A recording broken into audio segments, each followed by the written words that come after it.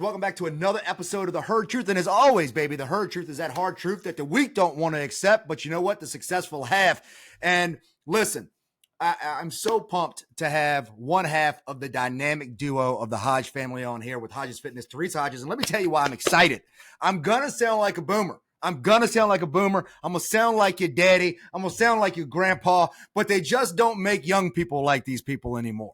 I mean, for me to be able to sit down and have watched, I've had the privilege of being a mentor and being able to see you guys just absolutely crush it. And for everybody in a society now that wants to come up with a million excuses about why you can't get it done, you guys go out and get shit done. Your classes look like a combination between Herculean efforts and a damn disco dance party, and your people love it. And every time I see you just doing the smile, flipping the hair, your brother doing the backflips, his abs have abs. I am just pumped to have you guys on here. Teresa, thank you so much for being on the show. How are you doing today? I'm doing amazing. And that I'm going to start referring to Hodges in that exact way. 100%. You killed it.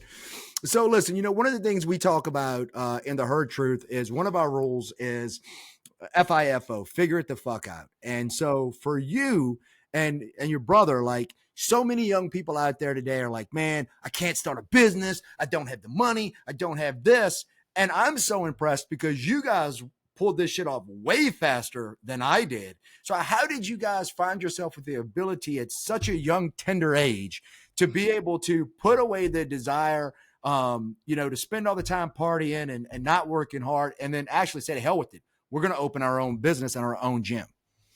So surprisingly, it didn't start off with the intention to start a business. Gerald and I, we have always wanted to be entrepreneurs. We're just like that. We get it from my mom's side. So during the pandemic in 2020, I had always just had this like vision, this desire to want to own some type of gym fitness studio. I thought this would be by the time I was like 30 years old. I had no idea how this would come to fruition. And then once that like everything closed down, even the studio that I was working for myself, I was like, okay, well, like everyone seems very depressed and sad, and nobody's healthy, right? Like no one's taking care of themselves. And that was just like, it was honestly killing me as someone who has always been into fitness and health and wanting to help other people, especially women.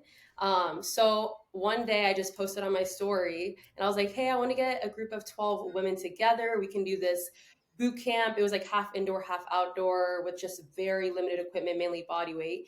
And I got great feedback from that. Like a bunch of women wanted to join. I was like, okay, sweet. Like, let's roll with this. So we rolled out our first 6-week boot camp. And from the start, Gerald, he was planning to move to Colorado and start like a marketing job out there. But he was like, dang, like this is a good opportunity. Like he was kind of in it too, sensing where this could all play out. So he stayed and then we started it together. And then that first 6-week boot camp, it was so successful. And then they wanted more and more. So after 3 6-week consecutive boot camps, we were like, let's make this a business. Like we need a LLC, all of that. And in that moment, thankfully, we were both people who we don't necessarily like to learn from our own mistakes, but rather from other people's mistakes and kind of work from there. So we were like, we need to get a mentor or at least talk to someone who is in this industry already to help us decide what that next step even looks like. So thankfully, we had a family friend who had owned his own CrossFit gym, and he helped us kind of like figure out what that would even look like to start memberships, start monthly enrollment with people. And from there, we just built out Hodges Fitness and created the community. We had no idea what it would turn into today, like no freaking clue. We were just taking it day by day. And while it all seemed so seamless and like all great, there was a lot of shit that went down. We did fail a lot, but at the same time, we were like, okay, what's the next step? Like we were not backing down at any point. And I think that's why like it's gone to where it's gone, because I would say we were both just very resilient in this entire process and had faith in it. So I got to ask this. I mean, one of the things that's kind of unique about you guys is it is a dynamic duo. It is a brother and sister duo. Like, I've got two little ones, two little girls, and last night they about stabbed each other over who could bring me the phone. And so how did you guys, have you guys always been close and always had, that type of relationship? Like what made you guys confident that we can go into business together and not want to stab each other? Or have you stabbed him? Yeah. It's not, I feel like it looks like we're best friends, and we are, but there's obviously, I mean, we're siblings at the end of the day. Yeah. So, I mean, ever since we were little, we're 13 months apart. Like, I feel like mentally, if I were to have a twin, that would kind of be how that dynamic would look Yeah. like. So we think very similarly, and at the same time, we are very opposites. And I think that's why it How works so? within like personal or for like the Like, business. just how are y'all different? Because from the outside, it does. You guys paint a hell of a picture. It looks like, yes, this is my best friend in the whole wide world. I'm like, how are they not stabbed each other yet? I would say, because I would say we are very similar, but like Gerald is very like type A. Like he's Okay. very much in like that operational bro. Like if two dumbbells are even a centimeter apart, like he's popping off. Like who did that, right? Versus me, like I don't really have an eye for that kind of stuff. I'm more just like creative, bigger picture. But that's why we balance each other out at the same Yeah. time. We do like bicker a lot, but I think the benefit of being siblings is that we don't hold grudges with each other. We get over it so fast because that's how we've been our whole entire That life. makes sense. So we could have disagreements about something, get mad, and then the next minute we're talking about business, something else, moving on, you know? So when you guys started this up, like, if you don't mind, like, how did y'all even pull it off? Because, one of the things that people run into a problem is that you can't get a business loan nowadays. So how did you guys just do it kind of like we did it, which was just outdoor boot camps till we had money to actually open a place? Did you guys go get a loan? Like, what process did y'all go through?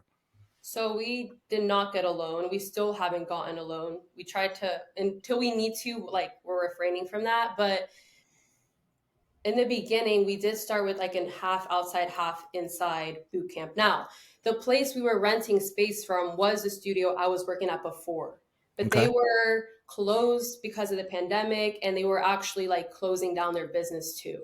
So, and that was Did after that scare y'all? Yes, and I let me tell you a story because the way we found out that they were closing gave us like 2 weeks to try to find a new spot when we had like 50, 60 people under our belt who were, and like this is when like we were at our height, like everybody was hyping it up and I was like, we cannot just stop this and drop, Yeah. but also like what is our, like what do we do? So basically the lease for the studio ended March 2021, right? We were just like renting out 3 times a week 1 hour in that space. Then that owner of the studio that it was, February, I would say like February 20th, he told us that the lease was ending. He was not renewing the lease. In fact, somebody had already signed the lease to fill in.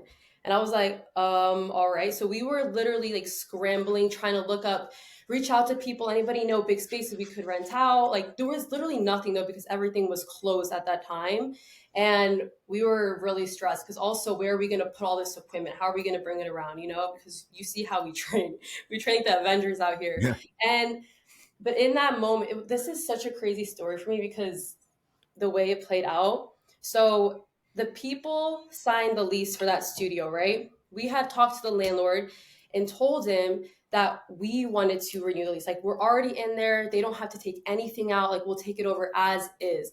He was like, well, this $1 million business has already taken over the lease. And he was like, but I was supposed to receive their down payment and security deposit by today. And this was Friday. He was like, but I haven't. So if you guys can get me your taxes, like all of these things to me by Monday, I can check and see if everything plays out. Then you guys can have this space. He was like, and if not, then you know what the ultimatum is there. Yeah. So literally by Sunday, we had like a friendly friend help us with their taxes. We ended up doing it wrong, but it's okay. We fixed it. Like, oh, it was a whole process, but we did it. And then that following Thursday, we met with the landlord to sign the papers, and he told us on that Tuesday he actually received the deposit and the down payment from that other company. They had mailed it to the wrong address. No And shit. that's why he never got it. Yeah. But he was like, but I gave you my word. I told you guys. So, and he said, you guys are young entrepreneurs. Like, I support you guys. And landlords are not like this, you know? But he was so kind about it. And then he gave us a space. And then from there, we were able to build up Hodges Fitness. I don't know what other route we would have gone, but I'm glad this was the one. But see, that's the thing where so many people don't grasp this, right? And this is, when we look at this is that, rule number 9 of the Hurt Truth is like what you did beats what you said, Mhm. like every day of the week and twice on Sunday. And the problem for people is they just, that initial defeat, right? Where you're like, oh man, like the landlord's out. I guess we're out of business. Like the average person stops there. That the first roadblock, the first hurdle, it's done. But it's crazy how far you can go when you just refuse to stop going. And you Mhm. guys have absolutely murdered it. What would you say is like the thing that, one of the other rules of the Hurt Truth is problems are permanent, meaning you don't ever get to this utopia where there's no problems. You just, the goal here is to trade up for bigger problems. What problem would you say that you guys face now that you didn't foresee when you first started business? Us being so young and not having like that leadership training that we could have had from just life, like up Yeah. until like we're 30, I think it's not a problem, but it's just a situation where as we're still growing, we have this entire team under us that we are carrying, and we also have to help them grow. Meanwhile, like I'm 24, he's 25, like we still got a lot to grow ourselves and learn, and we understand that, but it's like, okay, I feel like I wish I could be this master for you guys, right? And know everything and have everything down, but that's not the case. So I wouldn't say it's a problem, but we're both in this boat where we're hella focused on leadership and making sure that we can be the best people for this company, for the members, for our team, so that they can grow and level up under us, and we can create like careers for them, right? It's just an interesting, like where we're all at within ages and just maturity and development in general, you know? Well, I'll tell you, that day never comes. Yeah. One of the things that and you've even kind of alluded to this on here, like, oh man, it looks so seamless and awesome from the outside, but I don't give a shit who you are. I don't care if you're at my level. I don't care if you're Bedros level. I don't care if you're Jeff Bezos level. Like, whatever level you're at, there are problems at that level that you currently don't have the skill set to manage, because if you did, you would have already passed this level. That's so Right. true. So there's always going to be another thing where you're like, shit, man, I don't think you ever lose the worry of the imposter syndrome. I don't think you ever lose, right. Am I doing this right? Is this the place where it's supposed to be? Because you're always looking around with like this new problem. Like, how do I solve this? Like, I can't figure out how to solve it. So I think you guys are absolutely murdering. I mean, to me, the most impressive thing about y'all is, what you said earlier, like, yo, we need a mentor. Like, and so many people refuse to humble themselves for that, right? They refuse to say, okay, well, or they're just arrogant, like I'll figure it all out on my own. And then I'm like, you have so much, you're going to waste so much money, so much time on all the mistakes you're going to make when you can literally get a playbook from somebody and be able to run it on the full side. When you look at being in business, and this is, something that I was thought about asking you just based on what I see on the gram, right? The gram tells us part of what's going on in the story side. But you got that coffee machine, that espresso machine, right? And it looks like you got your morning, you got that morning ritual where we're doing our reading, we're doing our journaling. I got this nice cappuccino, I think is what it is that you make. So how do you believe in there's balance? How do you keep everything juggled? There is no such thing as balance to me. Like God, I love you. This is why you're all of my favorite people. I was so scared you were going to say there's balance. I'm so proud no, of you. you're like, you better watch your answer. You're like, no, I was like, no, don't say it.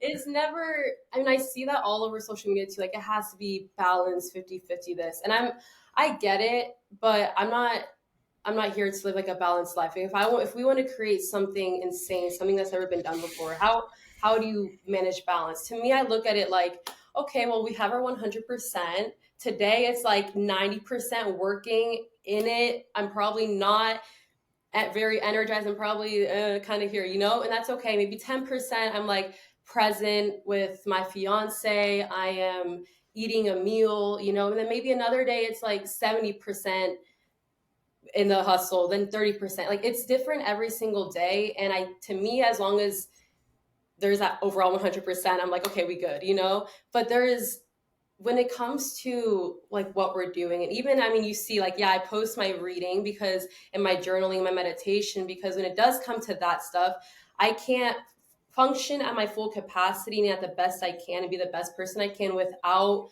kind of working through things, like working on myself. And I don't do that every day. I tell myself I want to, but I don't, because ultimately some days I wake up and the thought of meditating or reading sounds counterintuitive. Like, to me, it almost sounds like I'm not being productive by doing that. I'm like, why would I spend 30 minutes doing this when I get right to work? I have so much to get to, right? Some days are like that, honestly. But some days I'm like, no, I'm going to sit my ass down, because it's also discipline. For me to meditate, it is very much discipline. I don't ever want to sit down and just listen to meditation music. No, thank you. But I recognize what it has done for me in my life. I recognize that from the start, these are the practices I honed in on that allowed me to create this vision for Hodges, right? Like the boot camp, all of that stuff was all at one point just a written thing in my journal that I brought to life, but it would not have come to my head had I not previously meditated on it. So to me, it's not like that I do that stuff every day, but I recognize that if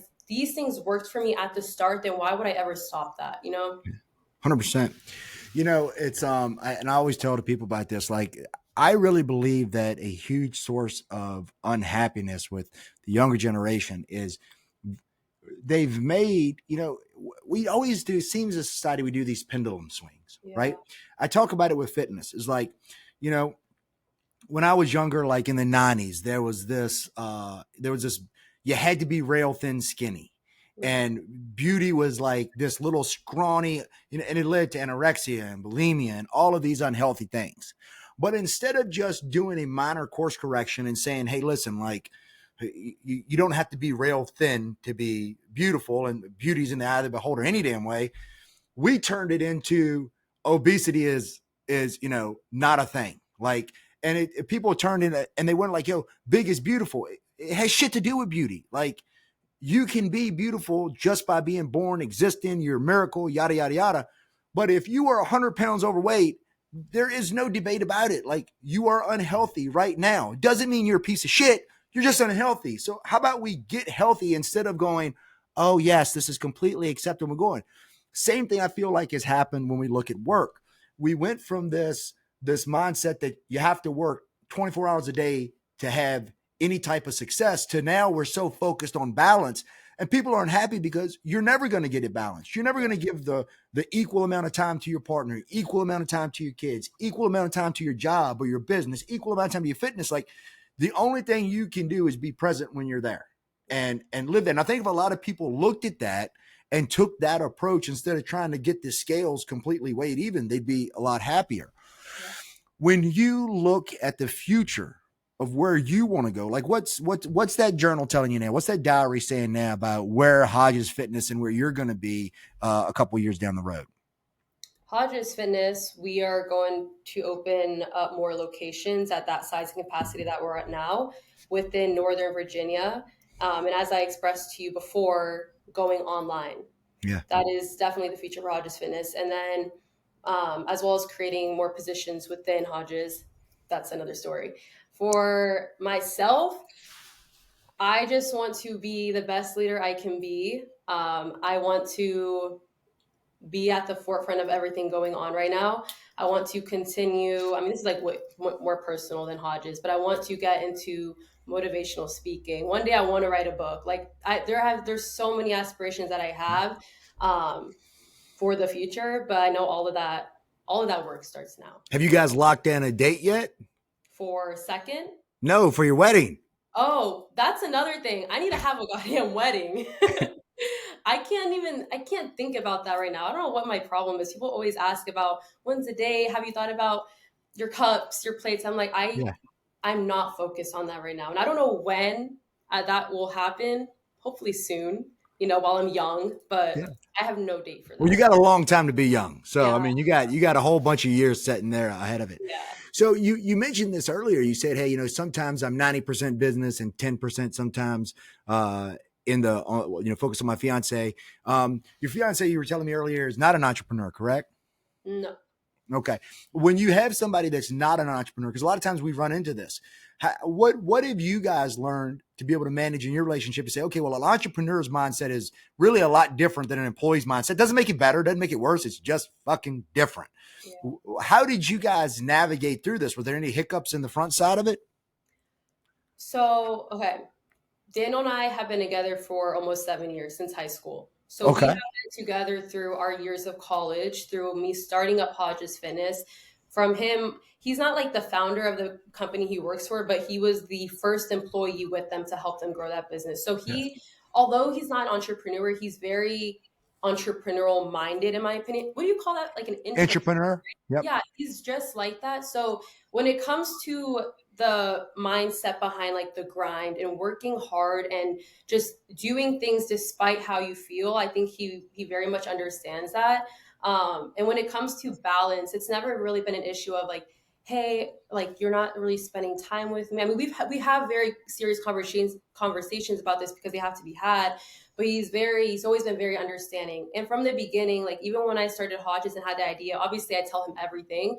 Yeah. He's believed in me since day one. When I told him I think I'm going to drop out of school, like, oh, what are people going to think? He's believed in me since day one. No matter, because he just knew that if there is this vision that I want to bring life, like you can do it, right? But he Yeah. also, in my opinion, has that belief for himself, and I think that's why he's able to like manage all of that, right? Like like the first 2 years of starting Hodges, I felt like I was never home. I was at the studio from like 5 a.m. to 9 p.m. almost every single day, right? Working in the studio, grinding things out with Gerald. We were coaching all the classes. It was a lot, but I mean, that's what it takes, right? Yeah. And it's just never been an issue with him of where's the balance, right? I mean, he always tells me, he's like, you need more sleep. 5 hours is not enough. You need at least seven. I'm like, yeah, like we'll get there, you know? So he cares for me to that extent where he'll tell me and be like, hey, maybe slow down a little, but he's not opposed. He doesn't get mad, like none of that. So thankfully, I have a great partner to do this with. Do you think seeing your guys' success also inspired him to say, hey, man, let me take a real crack at this swinging thing? I mean, the singing thing.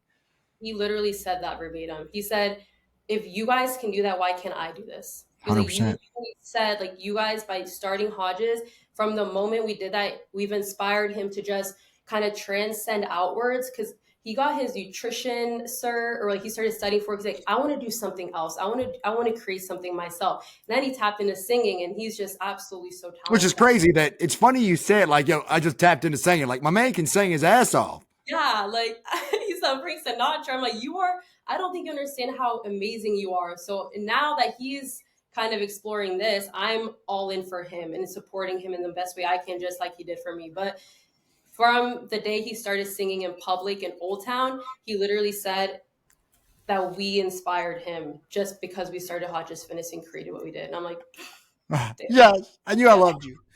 I'll really go with back to. Normally, I start with this with the fitness people on the podcast, but there's just so much to jump in with you guys.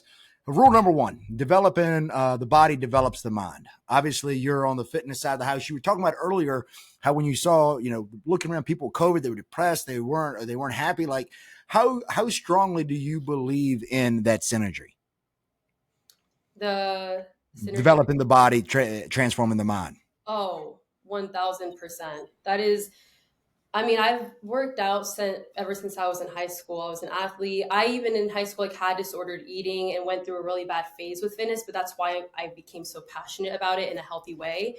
Um, but had I not been into fitness and cared for my one and only body and my health and my mind and realizing the connection between it all, like I don't know how like what I would be doing with my life, honestly, you know? And I care about that so much because I want to scream it to the world that you need to take care of your body, right? And you need to take care of your mind. And that's why at our studio we do affirmations, intentions, like we do our best to hone in on the mental health component because you can work out as hard as you want, but if you after that hour you go home, you're sad, you're unproductive, you're not getting anything done for the rest of your day, like where, you know what I mean? Yeah. What is it all for? So I'm full on believe like the importance of the mind body connection and also how they impact each other. And ultimately, like when you can get things right and take care of yourself, your mind and your body, your life is going to flourish exponentially. And all these hardships that you go through, like you're still going to go through shit. And like I still do, but you are just so much stronger to get through that mud and to come out of it in a way that you grew rather than like fell back down, you know? Yeah. So, when you're looking at everything that you've been doing, you said earlier you were, an athlete in high school. How do you approach people? Because I do think this is difficult for people like you. I was not an athlete. I was a little chubby fella. Um, how do you approach that person that has never been an athlete? They've never been in shape. They've always been overweight. And then they see somebody like you or your brother that look like you guys were like carved by Michelangelo. How do you bridge that gap for them to say, hey, listen, like it doesn't matter that you've never been in shape. We can get you in shape. How do you get past that limiting belief that so many people have? So many people have that limiting belief. It's insane. But because they see where they could be and where they're at, it's almost like it's not even an opportunity for them to get here. You know, I would say, I mean, at least in the studio, because we talk to people, guests like this every single day. It After they say they take their class, they're feeling good. Yeah, but maybe like I'll think about it. I get so like in the conversation with them about this is just your day one. Like you can start today and in 3 4 years, right? Who cares how you look? Honestly, it's about how you feel too. Yeah. Like you can look and feel the best you've ever felt, but like the 4 years from now, it's gonna happen anyway. Like we're gonna get to that point anyway. The 3 months from now is gonna get like we're gonna get there regardless, right? Time is gonna pass. So what you do with your time is up to you. And if you say you have these goals, you want to get healthy, you want to start working out, like why would you wait another 5 months, right? What Yeah. is the point of that? You can absolutely get to this point, but you have to start today to start like working on that incline there. So as you guys look to, open multiple locations, like what is the driving force behind that? Like why not just stay with just one location and say, hey, I've got my several hundred members, I'm doing it. Like for you, what's like the force that says, you know what? All right, one's cool. Let me do three. Let me do four. Let me do five. Let me do 100. Like, what is the driving force there? Well, our main vision is to impact as many lives as we can. And with that, we have also realized the importance of community and like people being together more so than anything. Physical interactions, people meeting new people that can help each other grow. Just community is absolutely insane. And I know you can say the same. Um, but within where we are, we're limited to our group of people, right?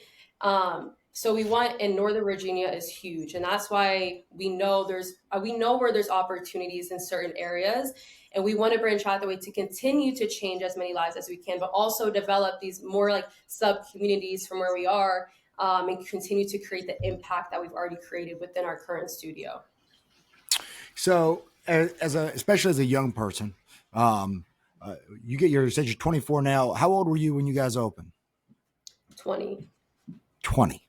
So at 20 years old, because there's always, I'd love for you to speak to this. I hear people say shit like, you know, glass ceilings in women. I hear people say shit like, I'm too young. No one takes me seriously. You opened a gym at 20. Yeah.